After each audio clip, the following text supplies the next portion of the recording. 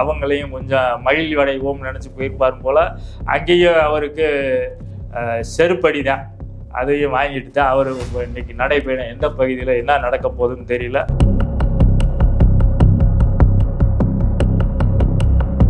இப்ப சனாதனம் ஒழிக்கப்பட்டிருந்தால் என்ன நடந்திருக்கா? மோடி அவர்கள் இன்றைக்கு ராமர் சிலையை தொட முடியும். சனாதனம் ஒழிக்கப்பட்டிருந்தால் அந்த அண்ணாதுரை அந்த கனக சபை மீது ஏற முடியும், அண்ணாமலையும் ஏற முடியும்.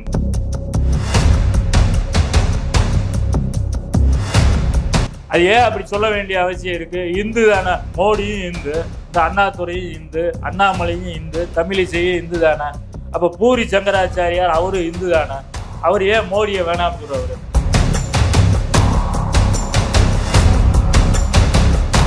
அனகாசபா பிரச்சனைக்கு இவ்வளவு உறுத்து பேசணும் சார், அதெல்லாம் அப்படிலாம் நம்ப முடியுமா? இல்ல, அதாவது இப்ப நீங்க இதை புரிஞ்சு என்னட்ட கேட்குறீங்களா இல்ல புரியாத மாதிரி நீங்க நடிக்கிறீங்களான்னு எனக்கு தெரியல. என்ன சார் சொல்றீங்க? அதான் உண்மை. உழைப்பெல்லாம் ஒன்றும் கிடையாது. இது பூராமே RSS பிஜேபி அண்ணாமலைக்கு போட்ட ஒரு பிச்சை. சார் என்ன சார் சொல்றீங்க? உண்மையிலே அது பிச்சை தாங்க. ஏன் மணிப்பூர் மாநிலத்தில் நீ போய் அந்த 2 பெண்களை சந்திக்கிற அளவுக்கு மோடிக்கு இன்னைக்கு வரைக்கும் அங்கே போயிருக்காரா? மோடி 56 இன்ச்சு மோடி. அது சம்பந்தமா இன்றைக்கு வரைக்கும் அண்ணாமலை நீ ஏதாவது அறிக்கை விட்டுருக்கியா?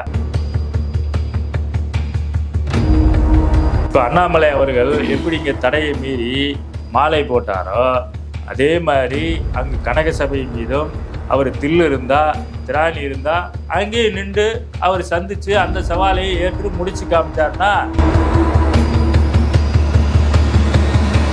தமிழிசை சவுந்தரராஜன் அவங்க இன்னைக்கு ஆளுநராக இருக்காங்க, அவங்களவே அங்க ஏற விடலை. இப்ப இவரெல்லாம் அங்க போக முடியுமா?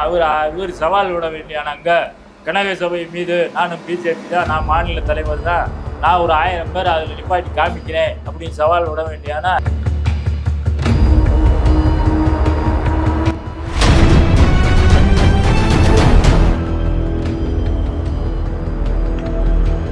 சார் வணக்கம். வணக்கம். முதல் முறை அரங்கத்துக்கு வந்து முதல்ல நன்றி தெரிவிச்சுக்கிறோம். முக்கியமா இப்ப நேற்றுலேருந்து பேசுமுறையா மாறி இருக்கிறது, பிஜேபி சேர்ந்த அண்ணாமலை அவர்கள் தருமபுரியில் ஒரு கிராமத்தில் போய் மாலை போட போயிருக்காரு. மாலை போடத்துல தள்ளுமுள்ளா இருக்கு. அவர்களுக்கு சில விஷயங்கள் விவரிச்சிருக்காரு. ஆனாலும் கூட அவர்கள் மணிப்பூருக்கு எங்களுக்கு நியாயம் கிடைக்கல, நீங்க என்ன பண்ணி கேள்வி கேட்டு சிக்கலா இருக்கிறது. இந்த தள்ளுமுள்ளை எப்படி பாக்குறீங்க? அதாவது நம்மளும் அந்த செய்தியை பார்த்தோம். தருமபுரி மாவட்டம் பாவிரெட்டிப்பட்டி பகுதியில் 2வது முறையாகவோ அது 4வது முறையான்னு தெரில, எத்தனையோ முறையில் அவர் நடைபயணம் விடுறாரு, அப்புறமா தொடர்ந்து போயிட்டே இருக்காரு. அப்படி போகும்போது அந்த பகுதியில் ஒரு மாதா கோயிலில் போய் இவர் மாலை அணிவிக்கிறேன் அப்படின்னு ஒரு இதை போகிறாரு. அந்த பகுதி மக்கள் எதிர்ப்பு, பயங்கரமான எதிர்ப்பு. அந்த செய்தியெல்லாம் பார்த்தோம்னா அதை மிக பயங்கரமாக எதிர்க்கிறாங்க.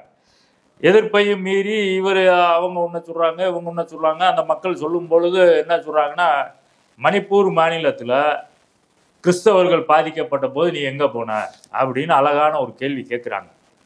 அதே நேரத்தில் பல்வேறு இடங்களில் கிறிஸ்தவ மக்கள் பாதிக்கும் போதெல்லாம் நீ எதுவுமே செய்யாத நீ இன்னைக்கு எதுக்கு மாதா கோயிலுக்கு மாலை போடுவதற்கு உனக்கு என்ன அருகதை இருக்கு அப்படின்ற மாதிரி தான் அந்த வார்த்தையெல்லாம் வரல. இருந்தாலும் நம்மளும் சொல்றான், உனக்கு என்ன அருகதை? நீ நடைபயணம் எதிர்க்கு போகிறையோ என்னுடைய நோக்கம் அப்படியோ அந்த நடைபயணத்தை ஓம்பாட்டுக்கு போகலாம். அதை நீ ரோட்ல நடந்து போகும்போது வர மக்கள் பார்க்குறாங்க வைக்கல, அது வேற விஷயம்.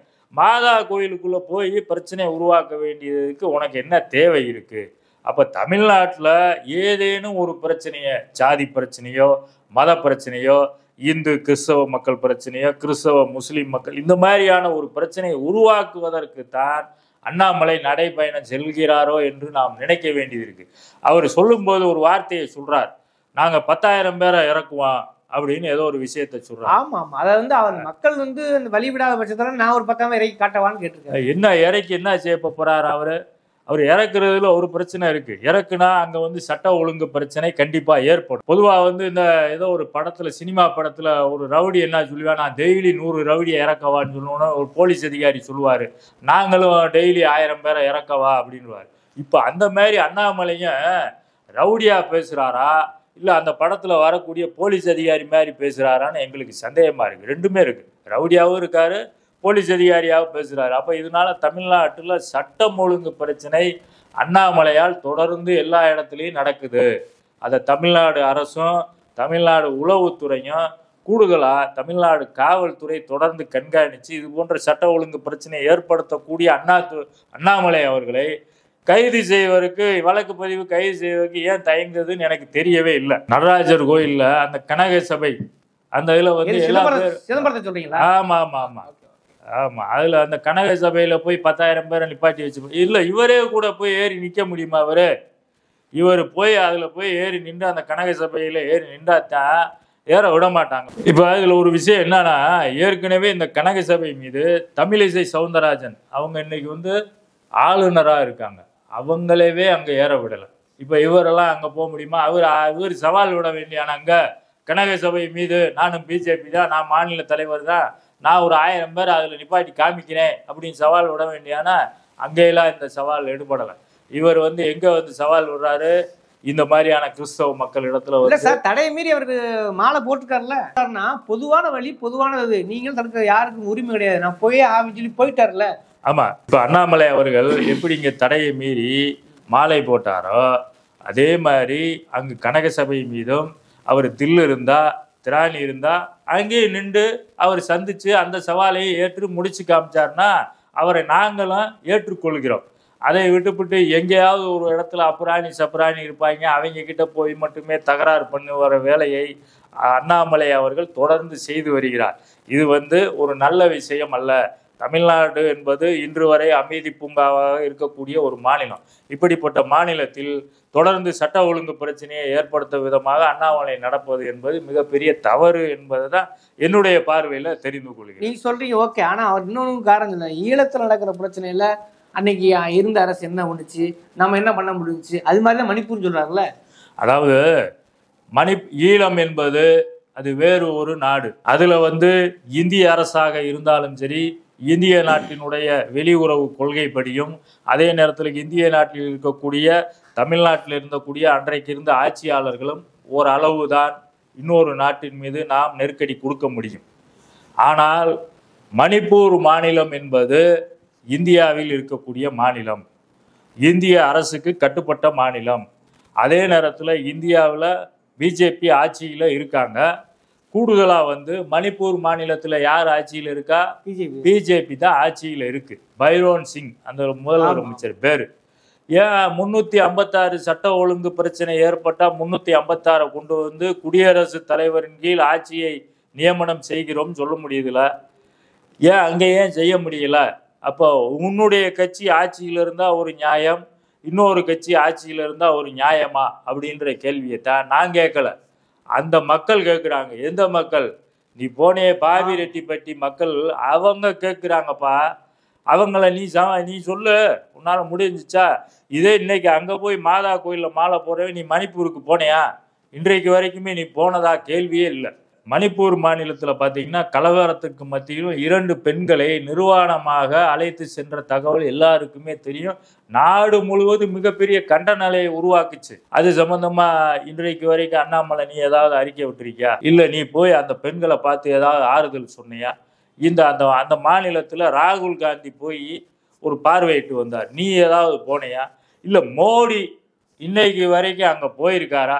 மோடி 56 இன்ச்சு மோடி எப்போ பார்த்தாலும் குஜராத்தில் நாங்கள் வர்த்தக கண்காட்சி திறந்துட்டோம், வைர கண்காட்சி திறந்துட்டோம், அதை திறந்துட்டோம், இதை திறந்துட்டோம்னு தான் சொல்கிறாரே தவிர, ஏன் மணிப்பூர் மாநிலத்தில் நீ போய் அந்த 2 பெண்களை சந்திக்கிற அளவுக்கு மோடிக்கு அந்த அளவுக்கு தைரியம் இல்லையா? இல்லை எது பயமா? மணிப்பூர் அந்த 2 பெண்களை சந்தித்து ஏதாவது ஒன்று பண்ணியிருக்கலாம்ல? எதுவுமே பண்ணலை. அதைத்தான் பண்ணலை. ஆட்சியை டிசால்வ் பண்ண வேண்டியானையா? அடுத்து நீயே கூட வெற்றி பெறு. உன்னை என்ன வேணாம்னா சொல்கிறான்? இன்றைக்கு வரைக்கும் அந்த 356 பயன்படுத்தி இது ஒன்றும் ஆட்சியை கூட விட்டுடலாம். அந்த முதலமைச்சரையாவது ராஜினாமா பண்ண சொல்லலாம்ல? அது சொல்லக்கூடிய திராணி கூட மோடிக்கும் இல்லை, பிஜேபிக்கும் இல்லை, ஆர்எஸ்எஸ்க்குமே இல்லை, உனக்கும் கிடையாது, யாருக்குமே கிடையாது, 3 பேருக்குமே கிடையாது. இப்படித்தான் அதை வச்சுதான் அந்த மக்கள் வந்து உன்னைய மாலை போட வேணாம்னு சொல்லி கொந்தளிச்சு வெளியே அனுப்பியிருக்காங்க. நீ மீறி மாலை போட்டிருக்க, அதனால தமிழ்நாடு அரசும் தமிழ்நாடு காவல்துறை உரிய நடவடிக்கை எடுக்கணும்னு தான் நாங்கள் நினைக்கிறோம். தடையை மீறி நீ செய்கிறதெல்லாம் என்பது சட்ட ஒழுங்கை மீறுவது. நீ உண்மையிலேயே போலீஸுக்கு படிச்சிருந்தியா இல்லை போலீஸ்ன்னு சொல்லி பொறுக்கி வேலையா பண்றியான்னு சொல்லி எங்களுக்கு சந்தேகமா இருக்கு. இல்ல சார், ஏன் நீங்க அப்படி டார்கெட் பண்றீங்க? அவர் தடையை மீறி ஒரு இடத்துல வந்து ஒரு ஜன அடிப்படையில யார் எதிர்த்தாலும் கூட கடவுள் நம்பிக்கையின் பேர்ல அது எந்த கடவுளாக இருந்தாலும் பரவாயில்லன்னு சொல்லி அவர் போறது சரிதானே. நீங்க ஏன் அவர் கனக சபாக்கள் தூறீங்க? நீங்க இல்ல, அதாவது சகாயம்மா அந்த மாதா கோவிலுக்கு எல்லாரும் வரலாம் போகலாம். அதை பத்தி மதங்கள் எல்லாருமே அன்பை மட்டும்தான் போதிக்குதுன்னு நம்ம எல்லாருமே கத்து வச்சிருக்கோம். ஆனா மத வெறுப்பை யார் தமிழ்நாட்டில் இந்தியாவில் உருவாக்குவது யார்? வெறுப்பு அரசியலை உருவாக்குவது யார்? நீங்கள் தான். பிஜேபி, அண்ணாமலை, மோடி. சிஐஏ சட்டம் கொண்டு வந்தது யாரு? உங்க ஆட்சி தானே. என்ஆர்பி, என்சிஆர்னு கொண்டு வந்தது யாரு? அதெல்லாம் மத வெறுப்புணர்வினுடைய அடையாளம் தான். அதே நேரத்தில் இன்றைக்கு அடுத்து 3வது முறையாக நாங்கள் ஆட்சி அமைத்தால் பொது சிவில் சட்டத்தை கொண்டுட்டு வருவோம் சொல்றது யாரு? நீங்க தானே. அப்ப மத வெறுப்பு அரசியல் நடத்தக்கூடிய உனக்கு அங்க எதுக்கு வேலைன்னு தான் கேட்கிறோம். நீ என்ன செஞ்சிருக்கணும்? உண்மையிலேயே வந்து கனக சபையை போய் சரி பண்ணி அங்க எல்லா பேரும் வரலாம், இந்துக்கள் என்று சொல்லக்கூடிய அனைவரும். அந்த வர்ணாசிரம தர்மமே கிடையாது இந்துக்கள் மத்தியில, எல்லாரும் சமம்னு நீ அங்க போய் சொல்லிப்பாரு. அவர் ஏற முடியாது, அவரும் ஏற முடியாது. வர்ணாசிரம தர்மம் இந்து என்பது வேற, வர்ணாசிரம தர்மம் தெரியாம கேக்குறேன். வாதம் நினைக்க வேண்டாம். அவர் இந்து தானே, அவர் ஏற முடியாது. ஏன் அப்படி சொல்றீங்க நீங்க? இந்து என்பதுல 4 வகையான இந்துவை வச்சிருக்காங்க. வர்ணாசிரம தர்மம்னு ஒண்ணு வச்சிருக்காங்க. வர்ணாசிரமம் யார் சார் ஃபாலோ பண்ற? என்ன சார் சொல்றீங்க நீங்க? வர்ணாசிரமத்தை ஃபாலோ பண்ற காரணத்தினாலதான் இன்றைக்கு அப்படி யார் ஃபாலோ பண்றாரு? RSS, பிஜேபி, அதே நேரத்துல பிராமணர்கள் அவங்கதான் ஃபாலோ பண்றாங்க. அதற்கு உதாரணத்தை இன்னைக்கு சொல்லுவான். அண்ணாமலையாக இருந்தாலும் சரி, தமிழிசை சவுந்தரராஜனாக இருந்தாலும் சரி, அந்த கனக சபை மீது வேறுவதற்கு உரிமை இல்லை என்பதுதான் முடிவு ஆயிருக்கு. என்ன சொல்றீங்க? என்னன்னு கேட்டீங்கன்னா, அதுதான் வர்ணாசிரம தர்மப்படி பிராமணர்களுக்குத்தான் அது உரிமையானவர்கள். அதற்கடுத்து வரக்கூடிய சத்திரன், வைசியன், சூத்திரன் இவர்களுக்கெல்லாம் அந்த உரிமை என்பது கிடையாது.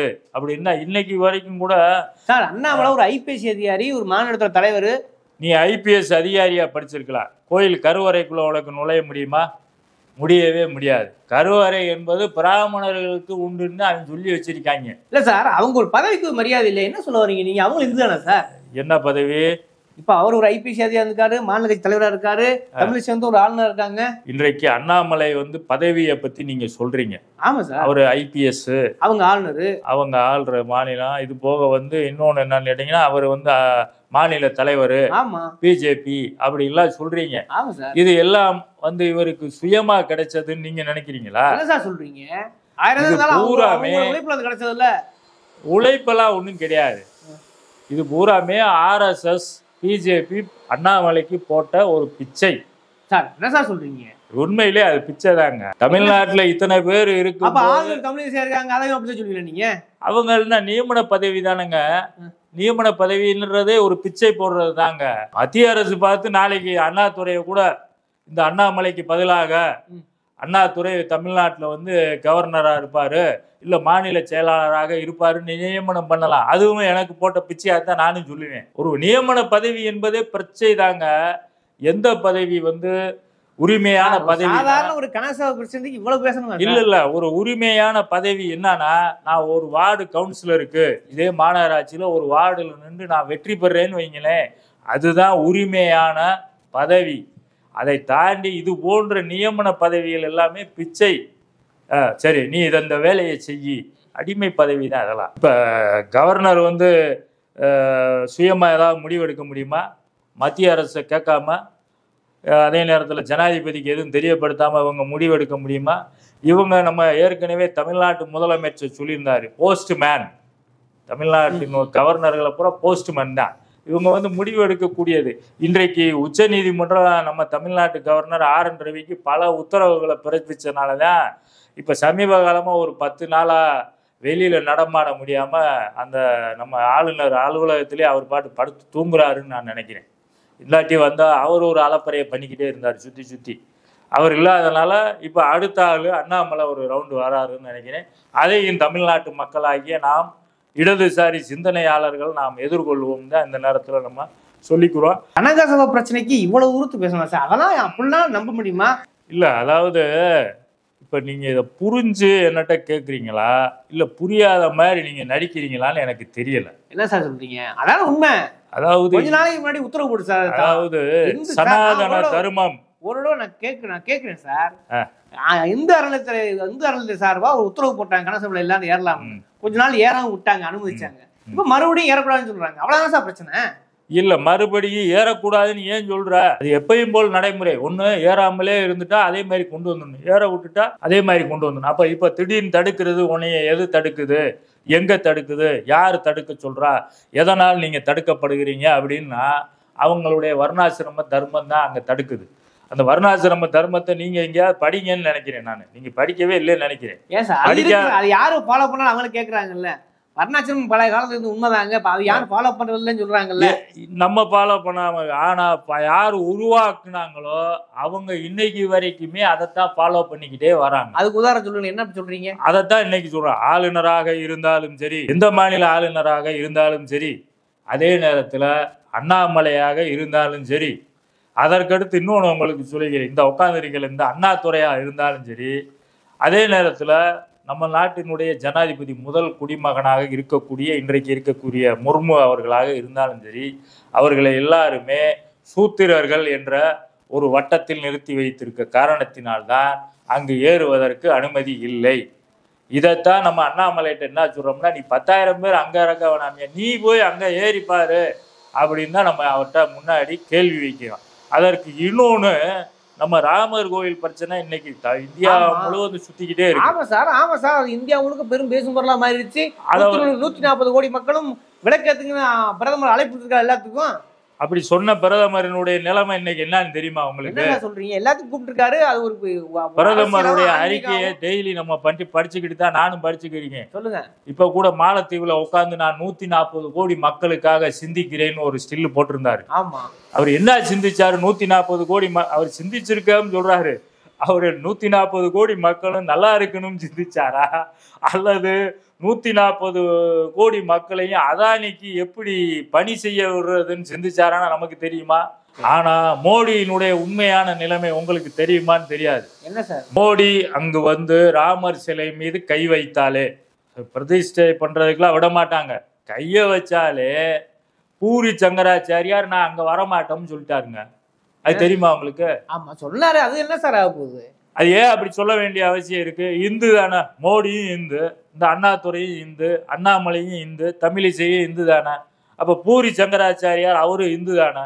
அவர் ஏன் மோடியை வேணாம்னு சொல்றவரு? அதுலதான் என்ன இருக்கு, நீங்க கேட்ட இந்த வர்ணாசிரம தர்மம் அப்படின்னு இருக்கு.